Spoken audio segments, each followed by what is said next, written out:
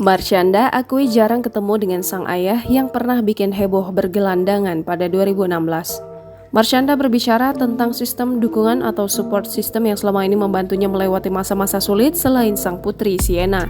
Dituturkan Marshanda kepada Ashanty melalui video podcast Ngobrol Asik pada Senin 23 Agustus 2021 saat ditanya soal support system oleh Ashanty. Diketahui Marshanda mengalami bipolar dan kegagalan rumah tangga. Namun Marshanda tak menyebut nama sang papa Irwan Yusuf. Ini memancing penasaran Ashanty mengenai peran sosok ayah pada hidup Marshanda. Barulah Marshanda mengakui tak lama bertemu dengan sang ayah, bahkan tak berhubungan dekat karena perceraian orang tuanya.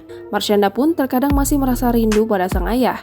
Sebelumnya Marshanda mengungkap apabila sang ayah kini tinggal di pesantren, maka itu dia hanya berkomunikasi lewat panggilan telepon. Marshanda juga sempat menuliskan pesan haru saat sang papa berulang tahun pada 18 Agustus 2020. Kendati tidak dekat, Marshanda tetap merasakan rindu terhadap sang ayah yang disadarinya akan mustahil membaca pesan itu. Di sisi lain, Marshanda mengungkap penyakit bipolar yang dideritanya memang berasal dari sang ayah. Sang papa sempat dikira sebagai pengemis saat penyakit itu sedang kambuh dan tidak mendapatkan perawatan.